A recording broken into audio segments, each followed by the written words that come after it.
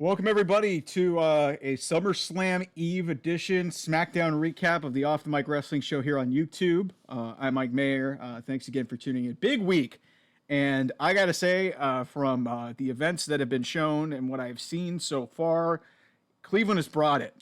Kickoff event was awesome, a lot of lively, and the crowd tonight at SmackDown was miles ahead of what we saw on Raw this week. So I think we should start doing more of these shows in PLE cities for Raw. Maybe you should just have it be a whole weekend. But this was an awesome show. Best SmackDown in a while. Really, this show has been kind of limping along behind Raw. And yeah, maybe, sadly, you can't have a premium live event every single week. The crowd brought it. The matches were great. The promos were great. It really drove home the point. SummerSlam's tomorrow. It's going to be a big effing deal. And got to start off with the opening promo with Cody Rhodes and Solo Sikoa. So I got to tell you guys, there has been some concern in the wrestling community about Cody Rhodes and how he's going to keep himself at this level of being beloved once Roman Reigns comes back. I think a lot of that was completely put to bed with this promo with Solo Sikoa. He stood in the face of adversity and basically said, I do not give a flying fuck. And he was intimidated. Solo was saying all this shit to him. And Cody Rhodes stood in the face with the entire bloodline coming after him with no support. And basically, more or less, like, I'll even paraphrase some of the stuff. He literally went around the ring, and even to Jacob Fatu, who has been presented like a freaking killer, basically said, "You are a dumb son of a bitch, and you don't scare me one bit." Cody Rhodes came off like a fucking beast in this promo, better than almost anything that he has done in terms of promo ability as a champion. Because a lot of this, and you go back to the AJ Styles thing where he kind of got duped and got pulled by the heartstrings. He came across like a freaking badass in this promo. And I cannot say enough good things about whoever wrote this or whoever's idea this was to have this segment and establish that this is going to be a bloodline rules match. And Cody just did it. Didn't look like an idiot at all. He looked like a fighting babyface who is just an absolute freaking hero. And this is exactly how you're supposed to present your top babyface in almost any practical situation. Any hero. He did not look weak. He looked strong. He stood up in the face of everything going into one of the bigger matches on this show. And it casts a little bit of doubt about how this is going to go. But now I think this makes this match even way more interesting with the bloodline rules element being instituted into this thing. Because now, I mean, it kind of ruined a lot of people's nights with DIY, and I'll talk about DIY. I was very wrong in a lot of respects about this show, but I'm glad because, Triple H can, surprise us in certain ways. So, but man, like I said, I cannot say enough good things about this promo. I mean, he was just throwing haymaker after haymaker. He called Solo a self-appointed tribal chief. He essentially called him a wannabe. Like, here's the line at the end of it. He said, I don't have to fight for your family. I just have to fight the tribal chief. And since he's not here, I'll settle for the wannabe. What a line there at the end. This, like I said, this was so great. Even Solo did really well here. Got some heat. Surprisingly, even though he's in the top feud on this show, didn't even get the most heat. We'll talk about LA Knight and Logan Paul in a little bit here because that was really fascinating in itself. But like I said, this opening promo was so freaking good. And like any doubts that you have about how Cody Rhodes can maybe hold his own on the same show as Roman Reigns with both of them being baby faces, that ended with this because Cody, like a true badass, just stood up in the face of adversity like almost no baby faces in modern wrestling can do. So that was fantastic. And then we go right from that. Carmelo Hayes gets a promo to set up his match with Andrade. This was these two are hoopers, man. These guys are excellent professional wrestlers. And all of these complaining from these AEW tribalists about how there's not enough good wrestling in WWE. I dare you to watch this match. I said their match a couple weeks ago was as good of a match as I've seen. This was better. because it went longer. I think it went 3 segments. There was a lot of counters in this, a lot of storytelling within it, where Carmelo was learning from the first match, where he countered the reverse Spanish fly that had fell him in the Money in the Bank match and in their first match in one-on-one. The end of this match just was fantastic. I mean, Andrade goes for the double knees. Carmelo counters for a pacebuster. He gets 2. Then Carmelo tries to mock him and go for the double knees. Andrade tries to counter, do his spinning back elbow, misses, and then Carmelo hits the ropes and then gets the spinning back elbow. And if I mean to tell you, and I've told my sister this, the Andrade fake spinning back elbow is maybe the best move in professional wrestling. I am not kidding when I say that. Every single time Andrade hits this move, it looks like it freaking hurts. It looks like you could effectively call it a finisher. It's more powerful than the Judas Effect. And the Judas Effect by Chris Jericho is presented way better than this. I mean, I understand the message is his finishing move, but Andrade needs to start using that more effectively. But that move is so great. Andrade gets his double moonsault in, which was fantastic. It popped my sister. Carmelo then goes for his first 48 move, but Andrade is able to counter into a figure 4. Shout out to his poppy-in-law, Ric Flair, which was nice. Carmelo then is able to get out of that. He gets 2 super kicks in, goes up top for his nothing but net leg drop, but misses. Andrade goes for the message. Carmelo goes for a roll-up and grabs the tights, but Andrade is able to spin out of it, do his own roll-up. I think he might have grabbed tights, and he wins. And Andrade outsmarts Carmelo again and is now up 2-0 in this series. I really hope that they make this a best-of-7 series. These two have been fantastic together. And listen, like I said, if LA Knight's going to win, the United States Championship, presumably tomorrow, and like I said, I'll talk about that segment because that was fantastic as well. If LA Knight's going to win the U.S. Championship, you could throw these guys into a 3-way with LA Knight at some point. Keep these guys together, do something with them, make it interesting, because these guys have stolen the show in 2 out of the last 3 weeks with the matches that they've had. And this was better than a really good sprint that they had a couple weeks ago. So, fantastic match. Immediately, my problem here really was they didn't really allow any of that to breathe. They go immediately backstage to Santos Escobar, basically talks about Berto and Angel failing on a consistent basis, said Legado del Fantasma is going to get their momentum back with him taking care of Apollo Crews. This was a short match. It was fine, but it was of all the things on this show, this was probably the thing maybe I liked the least, because I mean, it's kind of a lower-ish mid-card feud, and I like what they're doing with Apollo Crews and Baron Corbin, and the finish of this was actually really entertaining, and like it kind of established Legado del Fantasma more, and like I said, there's some mystery with it. There was some interference with somebody from under the ring. Not really sure who it was, but kind of affected the outcome. And like Santos was able to hit his Phantom Driver for the win.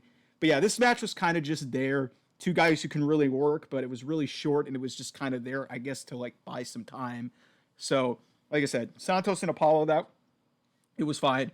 But again, like I said, they didn't really let the insane match that you just had just before breathe going into that Santos segment. And then it was just a really quick match that like, okay, I can kind of see what they're going with Legado del Fantasma, but like I said, it just was kind of there, and it was just felt kind of thrown together and just forced there onto the show. So if there's something I really didn't like about the show, and I'm not even saying it's really like nitpicking, this was kind of just there. So then we get a Bianca Belair, Jade Cargill interview with Byron Saxton. Jade says they're very confident they're going to win back their titles. Bianca points out that Alba and Isla didn't pin them, and they'll get their revenge tonight. Then we get to just some classic sports entertainment. Logan Paul in his homecoming segment. Logan Paul, in his own hometown, managed to get more heat than Solo Sikoa, who is supposed to be the top heel on this show. And it's not Solo Sikoa's fault, okay? They are putting him into a position as really a placeholder to get to Roman Reigns returning. Logan Paul, say what you want about him, and listen, I made my thoughts known on social media on this show. What he said and what he did yesterday was not cool, and not great, and I don't stand for any of the beliefs that he's in. The guy is a great heel. The guy can get heat. He's good at his job. He did a really good job in this promo. Like, we'll run through it here. So Logan says, Cleveland, I'm home. Says he's never met a man so eager, talking about LA Knight, says he's never met a man so eager to take my belt off me, calls him delusional if he thinks he will beat him in his own hometown, says he inspires Cleveland, that he represents it, and that, quote, I am Cleveland. Bold take there, buddy. I have family in Cleveland. You ain't Cleveland, buddy. Okay? You go off to Puerto Rico and vacation there and say you represent that, so you're full of it. But you know what? Like I said, this makes him a better heel. But again, since I identify so much with Cleveland, this was a little bit personal for me. And then basically he taunts the fans, says, what kind of welcome is this? Says people can relate to LA Knight because they're a bunch of tryhards who really don't succeed at anything. Basically references the whole narrative about his bad title reign, that he's only had 2 title defenses in 273 days. But he says, but that's 2 more title reigns than LA Knight will ever, 2 more title defenses than LA Knight will ever have. He says, I can't relate to you people. I'm great, and I made it. We're here to recognize greatness with Cleveland's finest. Nick Aldis, who's also in the ring for this segment, says, yeah, I Googled all these people that you brought in here, and they aren't legit. Logan basically says, you don't know what you're talking about. So Logan says, hey, we're going to unveil a banner in here of Cleveland's finest. And the poster falls from the ceiling. There's a little bit of pyro. Down comes a poster of Logan Paul with "yeah" smeared across it. And when I tell you, me and my sister laughed our asses off. It was fantastic. This was such a vintage piece of WWE sports entertainment at its highest form. It was so well executed. So then LA Knight comes out, his music hits, crowd goes nuts. He's the conquering hero. Everybody loves him. LA jokes around and basically asks everybody what the banner says. Great. It says we're 24 hours away from you losing your title, Logan, and you are lucky. That's all after what happened last week. It says you are not from Cleveland, you're from Westlake. So anybody who's from Cleveland who understands that reference, Logan tried to dismiss it as like, yeah, it's a suburb. He's like, yeah, no, it's not. So then LA says he's going to go get another banner. So he walks backstage. We follow him all the way backstage. He walks by Pretty Deadly, who tries to pitch their musical. That was a little bit of comic relief in the midst of this already really entertaining promo. And then LA spots Logan's truck that he drove in before the show, the Prime Mobile. And LA teases that he's going to get in it. Logan starts running through the backstage area to try and get in. As Logan gets close to the vehicle, LA gets in it and it drives away. And that's the segment. And this was so great. When I tell you I am such a proud big brother because I've gotten my sister into wrestling last year, my sister just loved the hell out of this segment. I love the hell out of this segment because this is the right balance between just entertainment and just the classic elements of what make WWE at its peak the best it can possibly be. You've got these really goofy elements of interacting with people. You've got the babyface clowning the heel and giving him some level of comeuppance. Like, this was perfect. This was about as close to a perfect segment as you can get. And they nailed their in-ring promo segments between that Cody segment and this one. This show was as good as any SmackDown in terms of promos that I've seen all year. Like, this was terrific. And like I said, you have the Paul Heyman stuff that they did at Madison Square Garden. This, like I said, you had 2 segments in this show in a span of an hour that just were absolutely helped sell a pay-per-view or premium live event, sell you on the matches that you already wanted to see, and just gave you high levels of entertainment. This was great. After the break, Logan Paul and Nick Aldis are backstage, and Logan asks Nick, say, hey, what are you going to do about this? He says, yeah, you should take it up with your dignitaries. Taking a shot at him. That was great. By the way, if you didn't see this on social media, LA Knight is the king, man. There's a video of him up on social media that he posted where he is in the Prime Mobile. By the way, he's going to show up 100% guaranteed. He is driving into Cleveland Brown Stadium tomorrow in that vehicle. He stole it. He's driving into Cleveland Brown Stadium tomorrow. And if he doesn't, that's just a huge missed opportunity. But Triple H is smart. He knows what he's doing. But so LA Knight is driving in this vehicle, and if you read the tweet that is captioned, it says oopsies. And he tags Logan Paul in it. And if you know what that means, that is directly a shot at the apology that Logan Paul had after his transphobic tweet from earlier yesterday that caused a complete and utter firestorm on social media.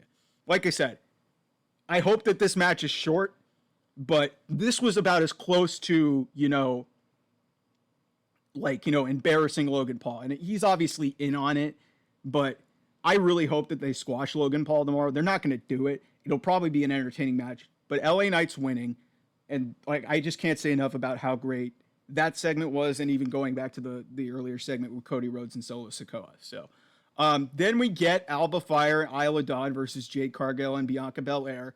Man, Bianca and Jade are just an awesome team. They feed off each other's energy really well. There was dueling fallaway slams and kip ups before the bell. They have dueling gorilla press slams. Before we go to the break in the middle of this match. The end of this match is going to cause a little bit of a stir, but I kind of see where they're going with this. So Alba Fire goes for a roll-up. Bianca Belair, after getting her hot tag, she had an awesome hot tag in this match where she was just like double suplexing people. Like Jade gets a double suplex. Bianca hit cross body. She had a standing suplex. She was just running all over the place like a maniac. It was awesome. But then we get down the stretch of this match. Alba Fire goes for a roll-up. Bianca's able to get out of it and set up for the KOD, but Blair Davenport gets into the match, or gets to ringside and forces Jade Cargill into the steps, causing the DQ. And then 3-on-2, the heels basically destroy Bianca and Jade. Jade actually took a really nasty bump where she got thrown over the table and went like full force past Wade Barrett and Corey Graves into the wall. I hope she's okay. But that looked pretty sick. And no Naomi coming out, interestingly enough. I guess they're slow burning this. And I think they're really trying to maximize, this title reign for Alba Fire and Isla Dawn. It seemed like clear cut that they were going to lose it. But hey, you kind of legitimize Blair Davenport, insert her into this whole thing. Bianca, Jade, and Naomi have a natural alliance that we saw at WrestleMania. And you know what? I'm okay with this. It may not be the most popular decision in the world, but I think it's very interesting that you're trying to introduce a new women's superstar in Blair Davenport who's got heat with Naomi, and it's naturally going to lead to Naomi aligning with Bianca and Jade again and having some sort of 6-woman tag, and that'll ultimately set up the tag team rematch, and that's when Bianca and Jade will get the titles back, because they're clearly trying to slow play this and take this as long as they can before we inevitably have to split Bianca and Jade at some point for, I would presume, a WrestleMania match at some point down the road. But like I said, we're in August, so if you're gonna delay this as much as you can and kick the can down the road, this might be the best way for you can do it, because like I said, you can do a lot of things to kind of stretch out this a little bit more. Maybe Alba and Isla can go back to NXT and have some more matches. They had a really decent match with Jakara Jackson and Lash Legend Metaphor on Great American Bash NXT this past week. So but this was fine. Then we get a really awesome Nia Jackson Bayley hype promo. I am really glad, because let's face it, the main event for the women is Liv Morgan and Rhea Ripley. Just on the way it has been built, the amount of heat that has been there for simmering for close to a year. That is clearly the headlining women's match of this show, with the way it's been presented and the way it's been told. But I got to give the respect to Triple H, Bayley, and also Nia Jax, who I have sung her praises. She has not been very popular in the wrestling community, but she has won over a lot of people in the last year. And she's earned this opportunity at SummerSlam, and they've done an awesome job in building this match. They really have. And I'm glad that they got this decent amount of hype package. They didn't really need to be on the show. Bayley wasn't even really featured on this at all, because coming out of this, we get Tiffany Stratton crying backstage with her broken briefcase. Nia comes in, basically gives her a new briefcase that basically looks like a purse. It's pink. And she also just says, hey, if I win, don't you dare cash in on me, or you're never going to be my princess in my kingdom. I have said this repeatedly, and this hammered home my point, because a lot of people are trying to shoehorn in Tiffany cashing in. I think this seals the deal. Tiffany Stratton ain't cashing in tomorrow. She's not doing it. Why would they give her a new accessory that you could potentially sell a ton of merch with it too, potentially if you can have a custom designed briefcase? Why would you give that to a superstar and then have her cash it in a day later? That's like something AEW would do. Just get rid of it immediately. It's not happening. And a lot of people might say that there's a little bit more mileage out of, Bayley being the champion and maybe continuing this feud with Nia Jax a little bit longer. Maybe that happens. But one thing that we can definitively rule out of this is that Tiffany Stratton is not cashing in tomorrow. She may attempt it, but it's not going through, because I think that would just be stupid business on the part of WWE to create a new accessory like that briefcase for Tiffany Stratton and put all that effort into it only to get rid of it the next day. It's not happening. I lean Nia in this because I think there's more of an intriguing element of having Nia be the champion, Tiffany have the opportunity to cash in at any point and set up potentially, because everybody loves Tiffany. And I think the ultimate babyface moment would be if she cashes in on Nia Jax, I think. As opposed to, even if she's such a great heel, I think that there's more money to be made off of that as opposed to her doing it on Bayley, which feels really obvious. You can milk this story as long as you can. Again, like I said, one of the elements that's completely ruled out, in my opinion, is that Tiffany is not cashing in tomorrow. Like I said, they may tease it, but it's not happening. It's not going to actually be a cash in. Like I said, that just would be a stupid idea, a really stupid idea. And then we get to the main event. It's the Bloodline versus DIY for the tag team titles. Really cool promo backstage. You get the signature walk through. They do this once a show. Tommaso cuts his promo, and then we get Johnny Gargano, an impassioned promo, seeing his son Quill with his wife Candice LeRae, who I guess Candice now turned babyface again, and also Indy Hartwell. So that was really cool. Johnny talks about 1996 SummerSlam being in that exact same building, Rocket Mortgage Fieldhouse, when it was known as Gund Arena. Yes, I know my Cleveland stuff. And 28 years later, he's back home as the champion. And you just knew when they did this, that is like, yeah, I think, and I kind of had reservations going into this. Like I said, Bloodline doesn't need to win. But then based off the way that they started the show with the Bloodline rules announcement of the match, I was like, okay, Jimmy Uso's not showing up. There's not going to be any interference to stop and screw over the Bloodline and advance the story.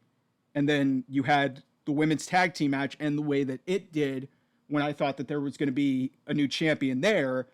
And I was like, okay, DIY is probably screwed. I hate this. This was a great match. I hate that the DIY's title reign effectively lasted a month. But the way that they made Johnny Gargano look and the way they made Tommaso Ciampa look, and also just the sheer dominance that we've seen from Jacob Fatu, I'm okay with this. I'm disappointed because I love Johnny Gargano. I love DIY. I would have liked to have seen a better title reign for them, but I get why they did this.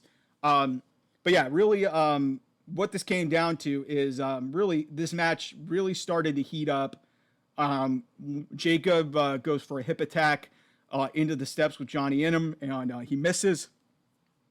DIY is able to get a shatter machine in. They go for meet in the middle, but Tonga Loa gets involved, and Tommaso gets Samoan spiked, a la WrestleMania 39. He's effectively eliminated from the match.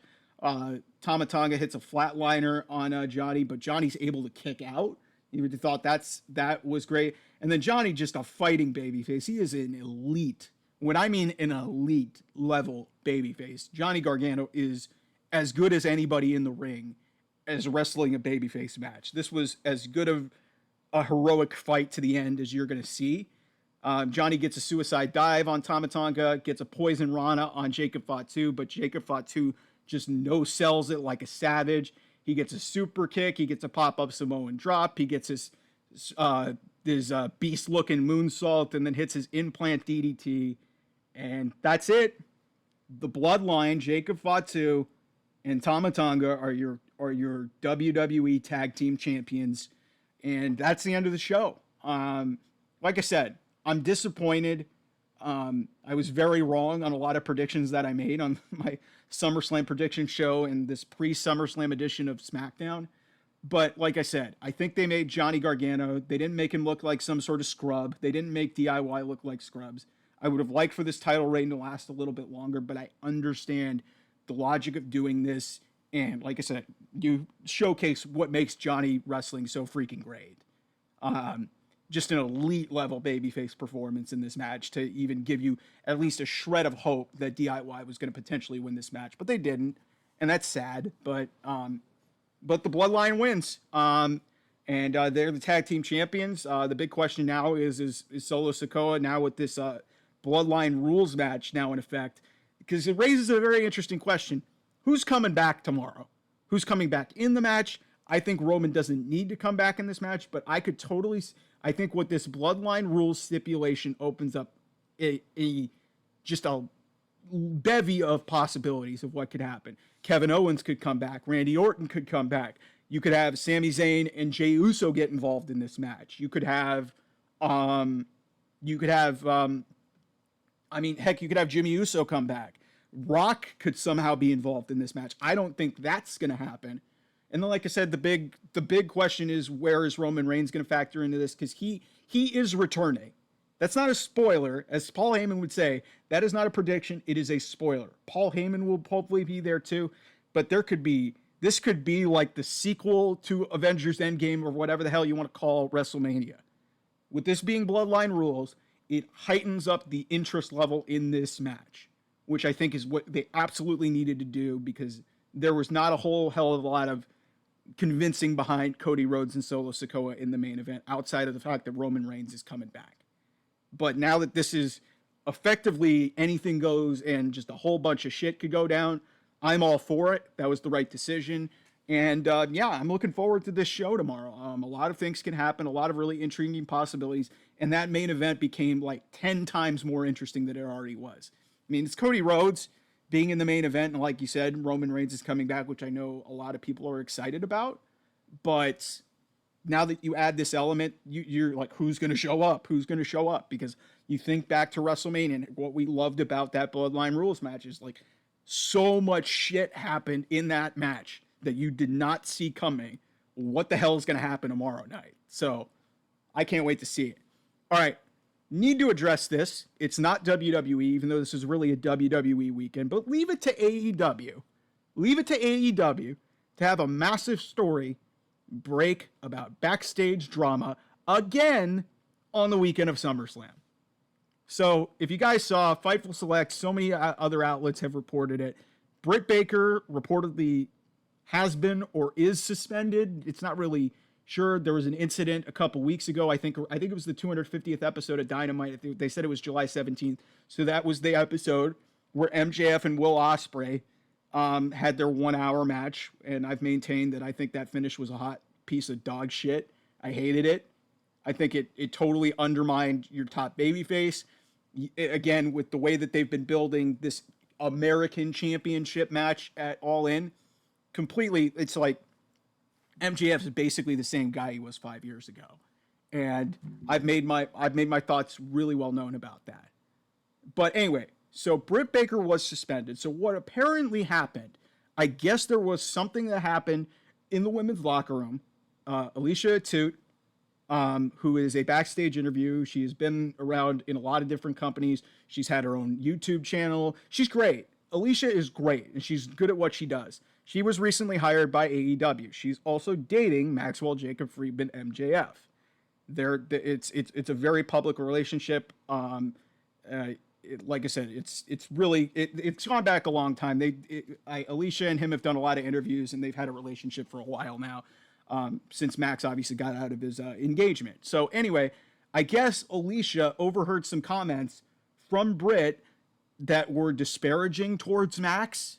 And I guess these were relayed to Max. And Max, I think the word is, he went into the women's locker room and confronted Britt Baker, and there was some level of an argument. This has been an issue for a while. These two were friends, and about a year ago they fell out. They are not fond of each other. And one thing led to another. The disciplinary committee, which I think is headed by Bryan Danielson, who's obviously pretty busy right now, And the decision was handed down that Max is not suspended. Max also, I think, allegedly punched the wall. There's a lot of he said, she said. There's a lot of vague details in this situation right now. But what they came down to is Britt's suspended and Max isn't. And again, I've had huge issues with the way discipline and the way backstage politics and backstage nonsense has been handled in this company. And this goes back to CM Punk and the Elite. Like, Tony Khan is a terrible problem solver. And it was on display here. There was an incident with Andrade and Sammy Guevara a year or so ago where they got into a fight. Andrade got sent home. Sammy Guevara got to get the decisive pinfall in the main event of that show and should have been taken off the show. We don't know what was said or what happened. Everything's really vague, and there's a lot of decent reporting, but we're still trying to piece together a lot of this stuff. My thing is, why was Britt suspended and Max wasn't? And here's the only thing that I can come back to. If you guys remember a couple years ago, before all the downfall of AEW, as I call it, really happens, it really started with Cody Rhodes in 2022. But a lot of what really started a lot of this was when Maxwell Jacob Friedman was in a huge contract dispute around Double or Nothing 2022 in Las Vegas. He no-showed a meet and greet. He barely showed up for his match to put over Wardlow. And then the next week on Dynamite, he had that very infamous pipe bomb-esque promo where he called Tony Khan a fucking mark. And there was a lot of mystery about what was going on with MJF. MJF was gone until All Out, and there was really a lot of uncertainty because he was playing up the fact that, hey, I'm going to let my contract expire and I'm going to renegotiate it, and we'll have the war for 2024. And then it just sort of just gradually started to fall backwards. Max was the champion a lot of last year, and actually for pretty much the entirety of last year. He won the title in November of 22, and he held it all the way until the very end at World's End last year. And so the only theory that I can come up with in saying all of that is that Tony Khan does not want to upset the apple cart that is MJF, because he knows he's on thin ice after he basically sold his soul and sold his company effectively to Maxwell Jacob Friedman and just is literally letting him do whatever the hell he wants because he didn't want to lose him. He didn't want to lose him to WWE. Max is fully committed. He's tattooed something on the back of his leg. And, you know, if that's the case, and like I said, this is pure speculation on my part, you've got to run your company better and you've got to start holding people accountable for their actions. If you're going to have a superstar, because like I said, Alicia, too, she's being a good girlfriend, and I understand it, but there is a certain level of decorum in a locker room where if you've got an issue, if you're Alicia, go up to Britt and basically say something. Don't go to your significant other and just tattle like you're in high school. Handle this like adults. And if you're Max and you're supposed to be this locker room leader, why are you going into the women's locker room and confronting Britt, who I understand has had a lot of problems backstage? Think Thunder Rosa, think Tony Storm. I think there's been a lot of speculation, and you even saw it in the reality show, of Britt's got some issues with some backstage politics and stuff. But this was handled really poorly. Based off what I just know from what I've been reading, both of these people should have been disciplined. You can't just discipline one or the other in a certain situation. Maybe there's more information that could change my mind on this situation, but you cannot, in good conscience, not discipline Max if you're going to suspend Britt Baker. You just can't do that. It just doesn't make any sense. And it's just a bad look. It's just another bad look for AEW to have something like this happen when you've got both these people featured prominently in your company. They're going to be on your biggest show of the year at the end of this month in London. And now you've got Britt's not on television, and maybe that explains why they did the angle where they announced just the match at Comic-Con as opposed to announcing it on Dynamite. But again, this is schoolyard, just childhood bullshit that you've got going on in your wrestling company. Get control of your company, Tony Khan, and hold people accountable for their actions. One thing I will say about this before I get out of here, if they're smart, because they have avoided using real life stuff in storylines, where and a lot of it was just pride and ego from the elite when they didn't want to work with CM Punk and FTR after all of the drama that was going on. They missed a huge opportunity with that. If you want to try and at least do something, I know that Adam Cole feud is tabled, but if you really want to do that, and now with MJF fully going babyface again, although you're going to have to try and make it make some sense, I would totally have Adam Cole come back and bring this stuff up with Britt Baker, this personal shit, on television. Why the hell not? At least that will kind of generate some interest and bring some real life stuff to your show. Why not? I mean, if you're going to air footage from some guy that's not in your company that's real, why not bring in a storyline that's haunting you backstage and you couldn't handle correctly? Bring it on television. Why not? Why not? So when Adam Cole comes back, reheat up that feud with him and MJF and do something to the effect of bringing Britt Baker into this as well. And hell, if you want to bring Alicia on the show too, I don't care. That's going to be miles more interesting than anything that you've actually done with MJF since he had this heel turn. It's literally the same character that he's been for 5 years. So why not? Why not? All right, I rambled on here. I spent a lot of a SmackDown review talking about an AEW story. Leave it to AEW for getting me hot on something. But anyway, that's the show. We'll have a SummerSlam recap show. Might have some SummerSlam reaction videos. Thinking about doing some cool stuff for SummerSlam. Maybe a watch-along here with my sister. Especially for that Bloodline Rules match, because I have no fucking idea what's going to happen in that match. So anyway, talk to you guys soon. We'll have fun. For anybody in Cleveland, enjoy yourselves out there. It's a great city. Talk to you guys. Really appreciate you. Love y'all. I'll talk to you later.